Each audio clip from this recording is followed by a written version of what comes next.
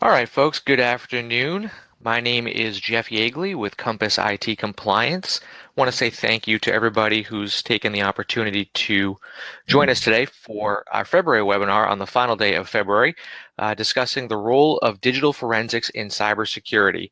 As I mentioned, I'll be moderating today's webinar. Before we go ahead and get started and I turn it over to our two presenters today, I just want to go over a couple of quick housekeeping issues. The first thing is everyone's mic has been muted to eliminate or reduce the possibility of any interruptions during the course of the webinar. Second thing, if you have any questions, there is on the right-hand side of your screen, there should be a chat function. You can go ahead and pop any questions that you have right in there. You can either direct them right to me. Again, my name is Jeff Yeagley, and that's Jeff with a G. Or you can just put it into the chat section so everyone can see it. And time permitting, we will answer those at the end of the webinar. Third thing, we are going to make a copy of the presentation available after the webinar later this afternoon. I will email it out to each one of you folks that was able to register and attend. Second thing is we are recording the webinar, so we will be posting that to both our website and our YouTube channel again later this afternoon or first thing tomorrow morning, and you'll get an email on that as well. So that should cover all of the housekeeping items. Before we go ahead and get started, I want to take a quick opportunity here to briefly introduce the two presenters for today's webinar on digital forensics. So we have Danielle Corsa and George Seerden on the line. Both are forensic analysts with Compass. Both have extensive experience in working through forensic investigations and analysis, and I think you're going to enjoy today's presentation and talking a lot about what digital forensics is, what the process looks like, because there's a lot that goes into it. So I think that this will be a great opportunity, and both Danielle and George are awesome presenters and very knowledgeable. So I'm going to quiet down, and without further ado, I will turn it over to Danielle and George. Go ahead. Thanks, Jeff. Appreciate the introduction. I'm just going to jump right in here and get started talking about the role of digital forensics and as it applies to cybersecurity. So on the agenda today, I'm going to talk about what happens after you've been breached and what are the next steps that you need to take. We'll talk about a little bit about the types of investigations and the forensic process roles and responsibilities. I'll talk about what forensics is, what the main goals and objectives are, and also talk a little bit about what forensics is not. We'll also talk about some ways to mitigate your need for a full and extensive investigation by being properly prepared and having a plan in place to save time and money. So we'll also go over some of those steps and what a company should do to prepare for a forensic investigation. Mm-hmm. Well, let's do this. All right. So forensics aims to tie a user to an event by analyzing system artifacts and building a timeline of actions that are performed on a machine. This, like I said, this happens post-breach in most cases, although sometimes while systems are running, forensics can also be performed. Mm-hmm. You just don't want to confuse this with incident response. Yes. And that's probably one of the biggest misconceptions about what forensics is a lot of people think of it as incident response, and that's really not true. It's a piece of incident response. Forensics is a very deep dive look at the very technical minutia of what's going on in a machine. It is not necessarily looking at log files or looking at things like Splunk or actual log files. It's looking at what's in memory, what's actually on the hard disk, that sort of thing. So it's a much deeper dive that is a piece of an incident response. That being said, forensics doesn't necessarily have to just exist inside of incident response. It can exist. It really, I guess it would depend on what your definition of an incident is. It can be a virus, it can be a hacker getting in, it can be a rogue employee doing something that you didn't really want them to do. There can be a tremendous number of things that you classify as an incident. And then you would come to us and ask us to help prove that. or disprove it rather. Perfect. So just to summarize what George said, forensics is more of a supporting function of the overall incident response process. So for like forensic analysts, for example, we have a strong understanding of where data is stored, how it's stored, how to analyze it, how to acquire it, whether it's physical or logical, what types of devices can be analyzed, such as hard drives, USBs, cell phones, digital cameras, email databases, cell phone records, social networking sites. A lot of forensic analysts have law enforcement backgrounds. Whereas with incident response, they have a strong understanding of networking, hacking, log analysis, malware, rootkits, firewalls, routers, port scanning. And they focus on mitigating the breach and plugging the holes. Whereas forensics will come in after this has been done. Yeah, the forensics is just answering the very specific questions of who did what, when, where, but we don't do why. Very specifically, forensics does not answer the question of why something happened. It just explains the actual facts of what happened. Yeah, we're good to go. So there's different types of investigations, and I kind of divided them up here between computer-based and computer-facilitated. So a computer-based investigation, this is a lot where you'll see a lot of dead box analysis occur. This is when a computer is used like as the vehicle to commit a crime. Whereas with a computer-facilitated crime, the computer is the target.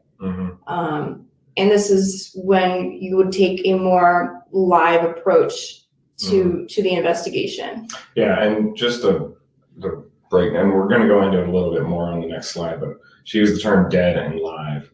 The essentially all that means is the computer on or is it off? Dead, the computer's off. Live, the computer's on. That's really the only major difference. There are some more technical minutia there, but that's the big difference that non-technical people really need to keep in mind. Dead, the computer's off. Live, the computer's still on. So we'll go ahead and dive into that. Sure.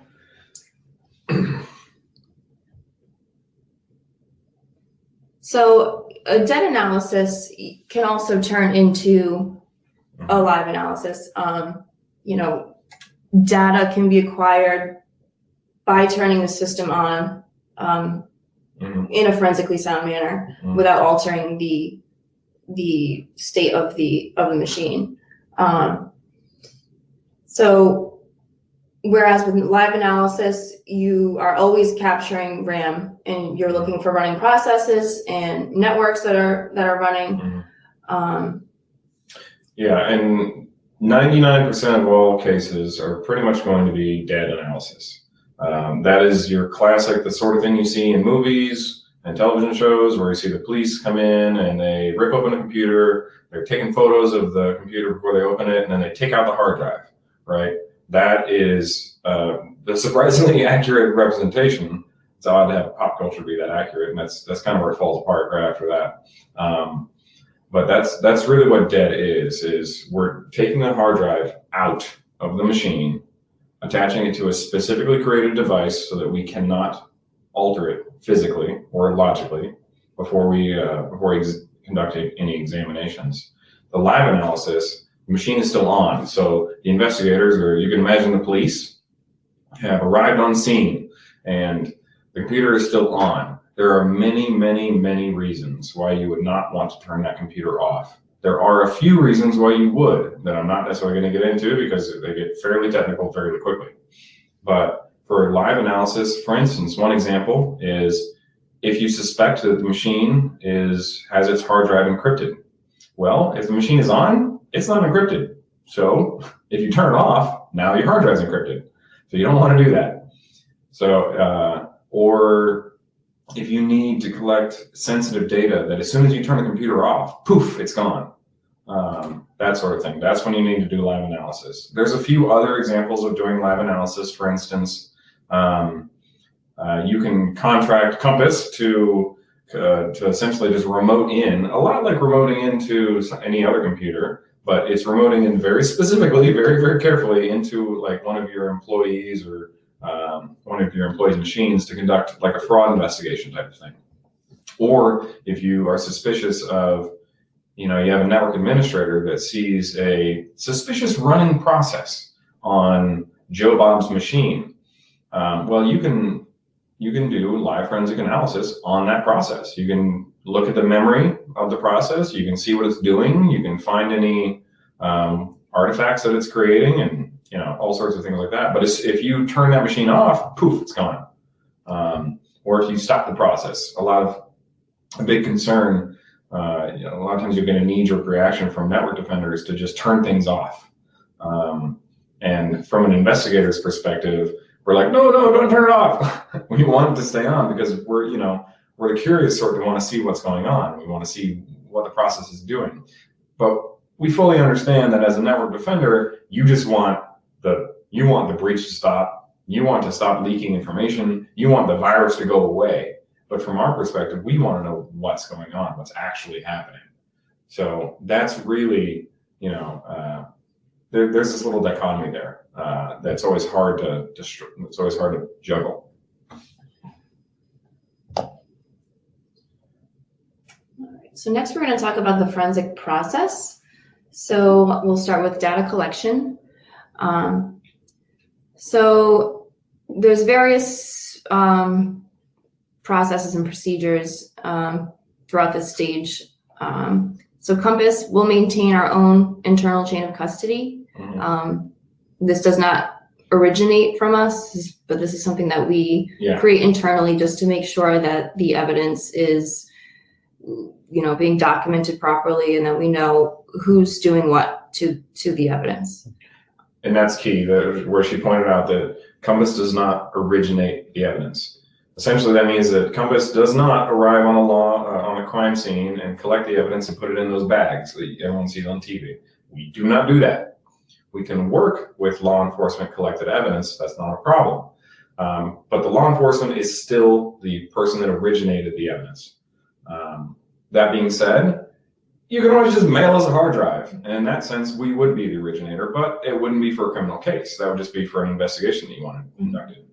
Or if we had to do an on-site investigation on a live. So that's why that first bullet up there where it says obtain search authority, law enforcement only. We just want to very clearly highlight that the search authority piece, we do not do.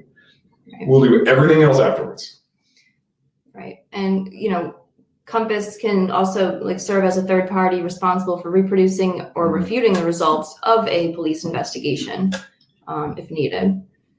We've worked with defense attorneys in the past where a defendant was trying to corroborate his alibi using the information on his hard drive.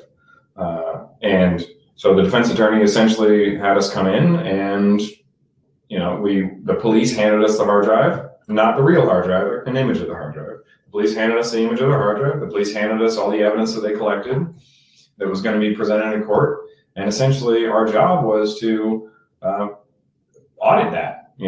We looked at every single thing the police said. Oh, they said this happened. Is that true? Did it happen? Yes or no? So you just repeat that process going down. And so that's really what the defense attorney wanted. It was part of his defense that the police might have missed something, that sort of thing. Moving down to data acquisition. So when we acquire data, this can take a significantly long amount of time depending on the size of the hard drive. An 80 gigabyte hard drive can take anywhere from 3 to 4 hours or more to acquire. It really, and it's becoming a bigger issue nowadays because any laptop you buy nowadays pretty much has a 1 terabyte hard drive in it. It's almost impossible to buy a hard drive smaller than a half a terabyte nowadays, 500 gigs. And what that does, the reason it's such a big issue is we have to make essentially multiple copies.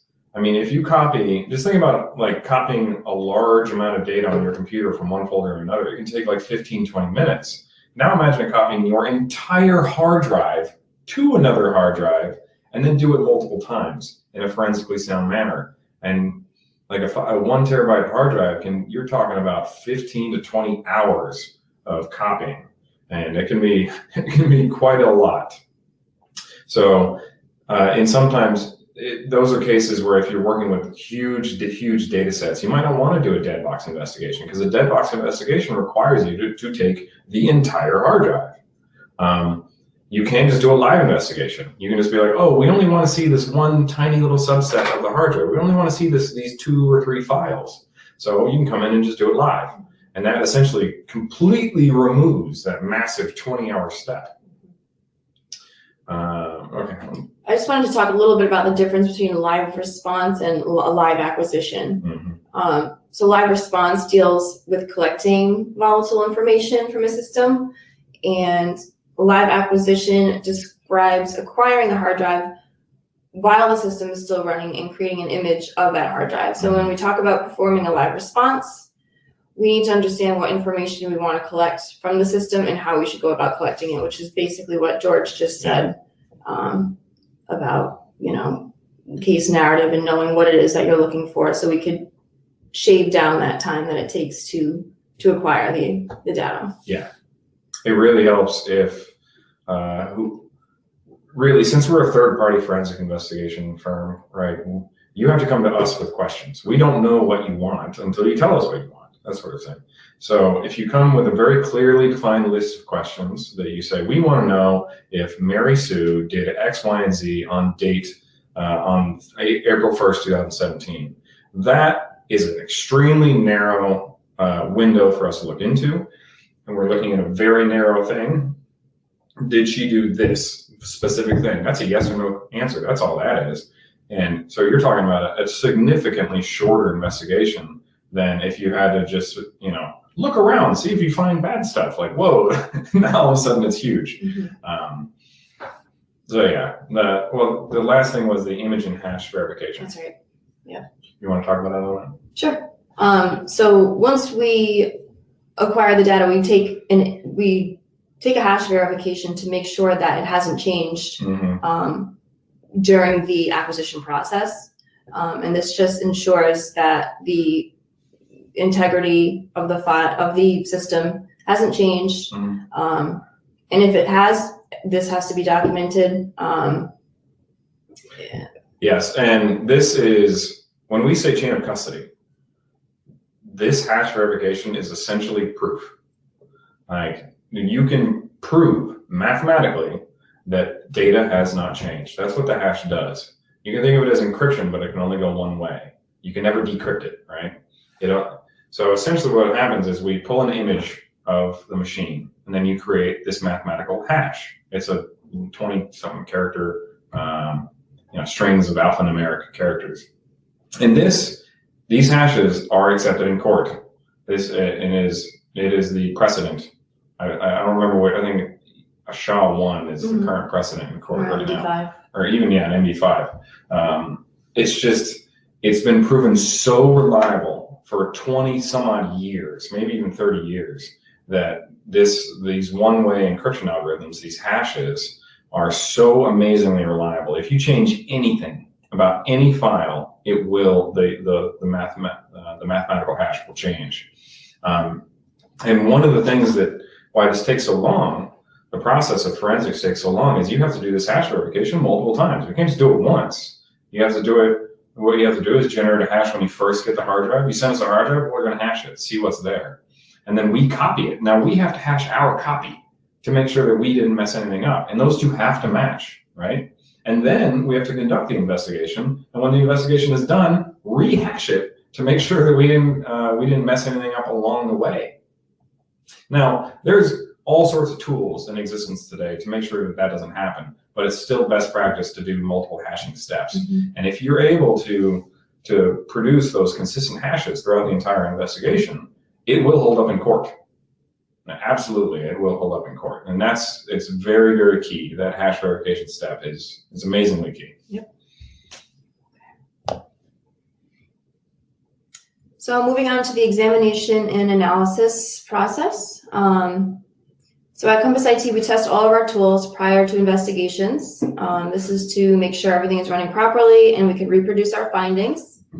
This is part of our company policy and best practices. By testing and understanding the tools that we use, we're able to document and explain which artifacts found on the system are the result of our efforts, and which are the result of the actions taken by the user or the attacker.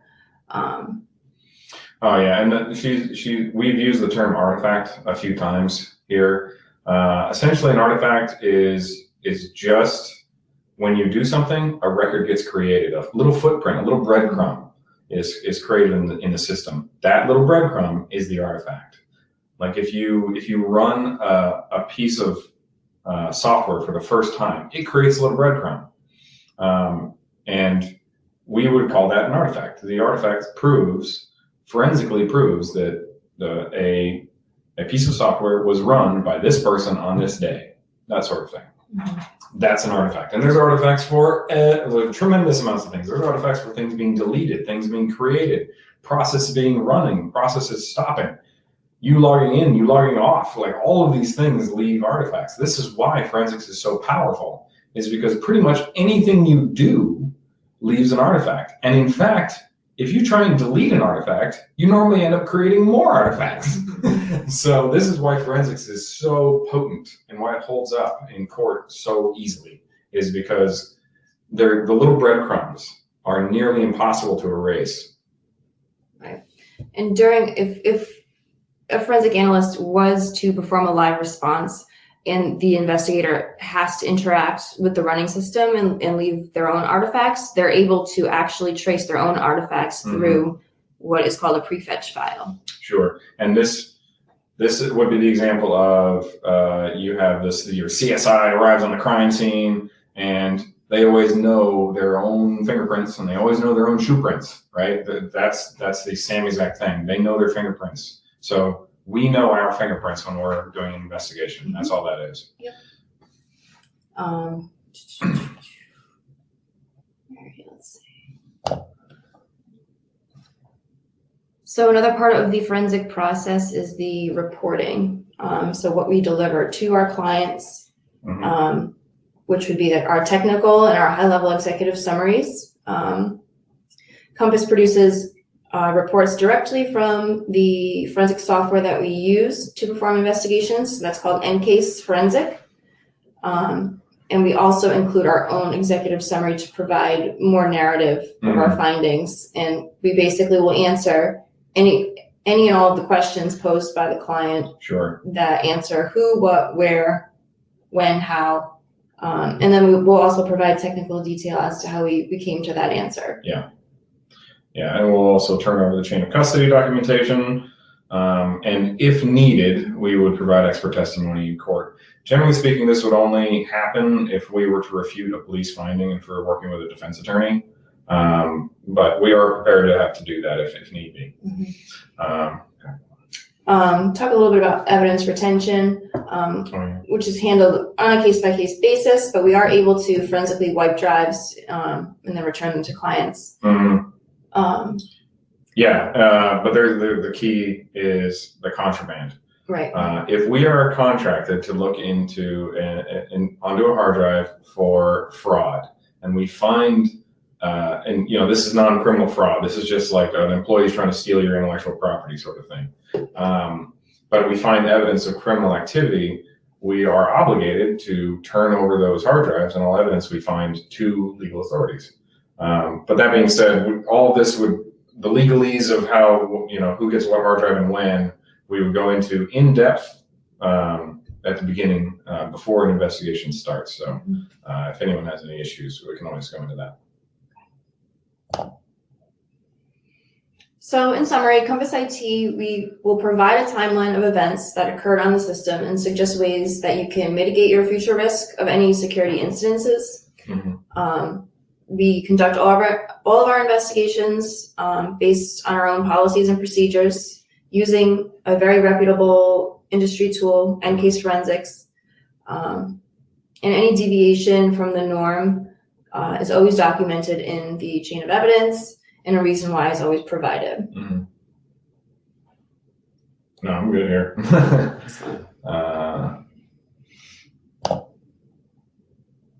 So now we're going to talk a little bit about some forensic considerations to keep in mind when you're handling cyber incidents that will be more effective, more efficient, save you some time and money.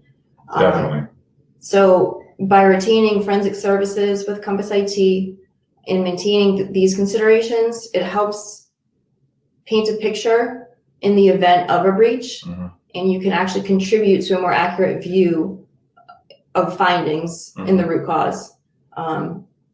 Normal forensic techniques only capture snapshots in time, and by following some of these guidelines, you can help fill in some of those blanks. Exactly, and that's one of the key limitations of forensics is you can't see literally everything.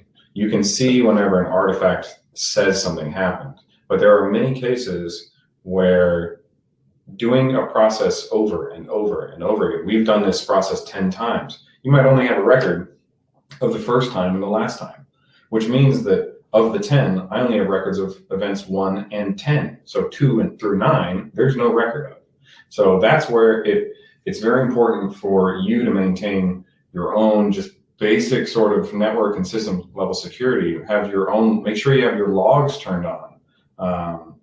I'm not trying to talk myself out of a job here or anything, but if you have good logs, if you're maintaining good logs, if you're event levels or system level things, network level things, you don't necessarily even need to do a forensic investigation. Again, not trying to talk myself out of a job here, but it is best practice, and we recommend that all of Compass's clients try and follow best practice. And if you do find that a forensic investigation is warranted, following those things, making sure that Office 365 security logs are turned on and things like that, whatever investigation we do will be tremendously more effective.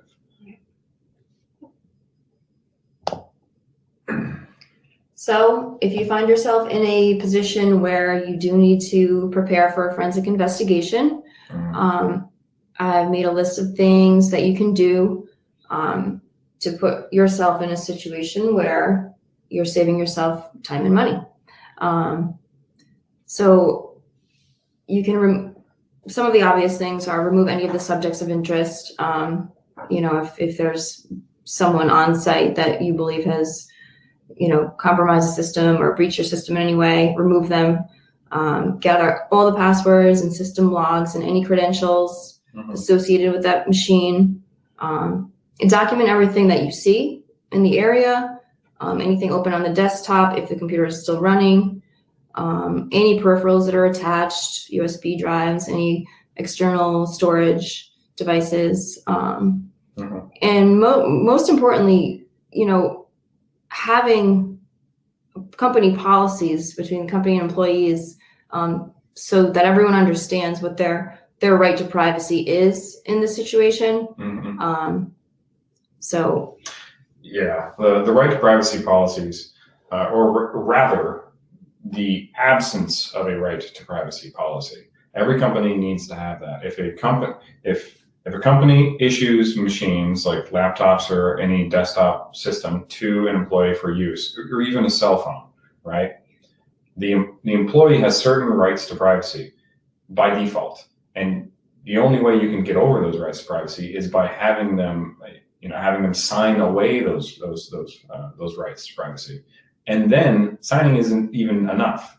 You have to repeatedly essentially breach their privacy. If you want to use their email correspondence in court, well, they need to understand very clearly, your employee needs to understand that it is possible that my email will be used against me. So before you confiscate anything from any employee, before you confiscate their laptop, their desktop, their USB drives, all these sorts, even if you own them, even if your company owns them, contact your lawyers. Make sure that you actually have the legal right to take your own property back. You think, oh, it's my property, I should be able to take it back and conduct an investigation. Not necessarily. So please get in touch with whatever your corporate lawyers are, and before you confiscate anyone's privacy and conduct any investigations. simply because you might be breaking someone right to privacy without realizing it. So, there's that. And Compass IT also has cyber lawyers that we work closely with, and we can consult with them on a need-by-need basis. Yeah, and that's true. We've worked with pretty much every single client we've ever had to do a forensics engagement with or an incident response engagement with. They always have their own lawyers, right? Banks have their own lawyers. Real estate firms have their own lawyers, but a lot of them aren't versed in cyber law. So what we found is a lot of times that they want to hire someone that's specifically trained in cyber law, that understands that New York State has different laws than Massachusetts and all sorts of, cyber law is insanely complicated just because a lot of it is state level. And I'm assuming that most businesses are not. Most businesses work across state lines. Most businesses many businesses work across international boundaries. And a normal corporate lawyer might not understand these things. So we do have, these aren't Compass employees, I'm not trying to plug them, but we do have knowledgeable resources that we can point you toward so that you don't get yourselves in hot water.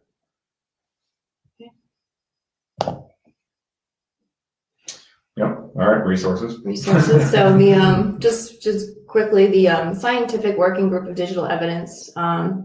They were formed in 1999 with members from the state, local, and government law enforcement, as well as academics and commercial organizations.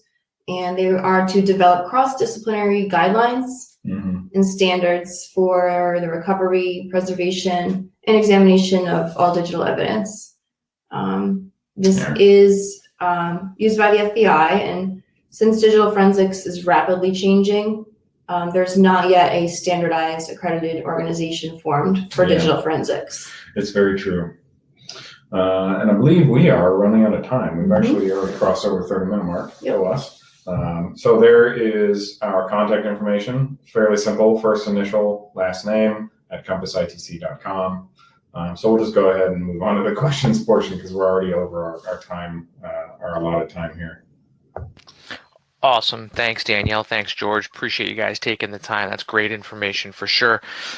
Folks, if you have any questions, again, feel free to pop them in the chat box there on the right-hand side of your screen, and we can answer those time permitting. Again, I know we're a little bit over the 30-minute mark, but I think that this is great information that that is beneficial for organizations and people to understand, especially, George, I really liked when you talked about consulting with your attorney around if you think that you can just confiscate items or materials that belong to you, you may actually be violating someone's privacy rights, which is something that most people wouldn't think of for sure. I know I certainly didn't think of it. So that's a great point. So I think it was all great information that hopefully everyone on the call and webinar was able to find useful and beneficial as well. So we'll open it up to a couple of questions here. I guess the first question that came in is, oh, sorry, I just hit the wrong screen here. I apologize. How do you associate the traffic you see on the network with a particular user and or process that's running on the system? Okay, I mean, that's pretty technical. All right. So, I mean, to determine the source of suspicious traffic, you'd have to collect the information about the process and the network connections from the system while it's running. So you cannot shut it off. That's key. Other information collected during a live response might reveal that someone has logged into your system remotely. So, the nature of network traffic is it can be coming from a lot of different places. And for you to narrow down precisely what is running, what is creating network traffic, you need to catch it in the act. You need to catch it red-handed. And it might be that you've got a rogue employee doing something they shouldn't be doing, and it might be that someone just got a virus. There's all sorts of things that can cause, malformed network traffic or malicious network traffic, whatever you would call that. But that's really key. Is it has to be done while the machines are turned on, and preferably while the machines are still transmitting the traffic. That would make it tremendously easier. Gotcha. Okay, good stuff. Awesome. This is a kind of interesting question too. Can you recover all deleted files? The answer to that is yes and no. It kind of depends on the amount of time that's passed. Yeah. So, once you delete a file, if it's rewritten, if the space of the file occupied gets overwritten, think about your hard drive like a big ass whiteboard, right? And you put a notepad file or a text file in the top left corner of your whiteboard. When you go to delete that in a computer, you're not actually erasing that corner of your whiteboard. What you're really doing is you're putting a little, like an X through it almost, right? But you can still read the whiteboard. I can still read it through the X, right? The thing is, if that space gets used by another file, then it's gone. Like, you cannot get it back. But if all that happened was you deleted it, you just hit delete, oh crap, I deleted it. Yeah, you can absolutely get that back. But the fact is, the more time that passes and the more active the hard drive is, so the more writes and the more reads that occur on the hard drive, the less likely you are to be able to recover a specific file. You can really get technical here. Like, yeah, we can recover portions of files. We can recover the top of a file, the bottom of a file, the middle of a file, all sorts of things like that. But short answer, yes and no. Mm-hmm. It depends. All right, now Kevin Donovan asked, what materials, references, books, and training would you recommend to someone who wants to learn more about digital forensics field? Well, go ahead.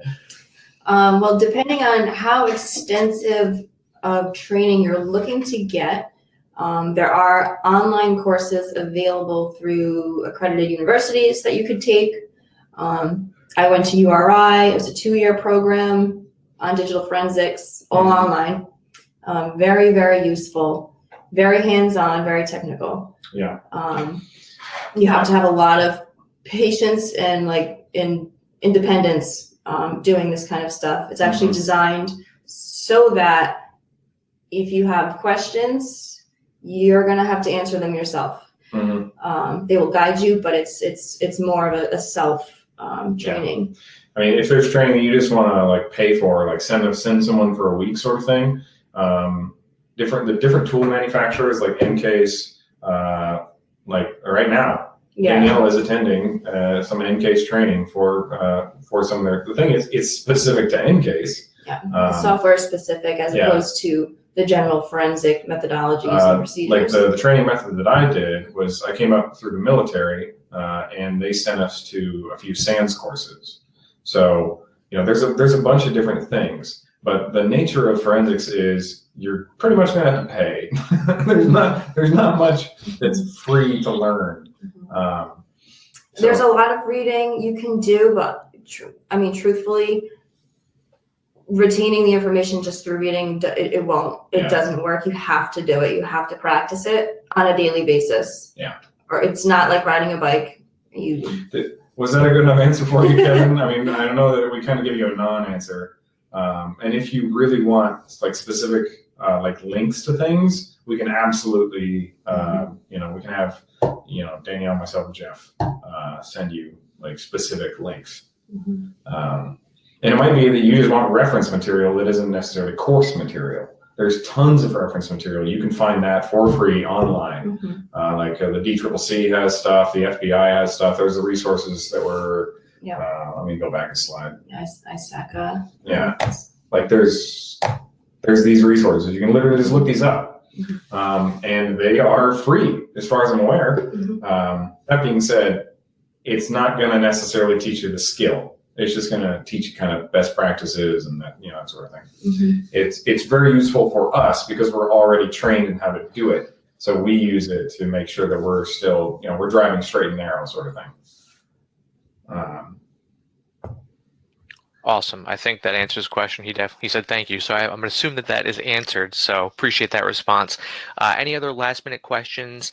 As they say, speak now or forever hold your peace, or type it in the chat box now or forever hold your peace, I guess would be a better way to say it on the webinar. It doesn't look like we have anything that's coming in. at this point in time. So at this point in time, I'm going to go ahead and wrap things up. First, George, Danielle, I want to thank you both for taking the time to create the presentation, present the material to our attendees today. I think it was great information and important information that individuals and organizations need to know and understand. Not to say something scary, but it always comes down to, it's not a situation of if something's going to happen, but when something's going to happen. Whether that's malicious or not malicious, you just never know. So being prepared is the most important thing. So I think this is a great first step for people to really take on. So thank you both for taking the time to co-present. I think this might be, I think we did a co-presentation a couple months ago, but it's only our second one. So you guys did great. So thank you very much. Yeah. Thank you to the folks who took the time out to attend today. We know that you're busy. Appreciate your time. So with that, I'm going to go ahead and conclude the webinar. We're going to do March's webinar towards the end, and it's going to be on the Written Information Security Program and why organizations need to have one, and then what some potential challenges might be in terms of having it documented in a way. And it's going to be an interesting presentation that we're going to co-present again with a partner law firm of ours. So stand by for details on that. Check out our website. We'll have that posted up within the next week or two. And then we'll go ahead and look forward to presenting to you all in March. Enjoy the rest of your day, everybody. Appreciate your time. And thank you very much. Take care. Thank you. Thanks, everybody.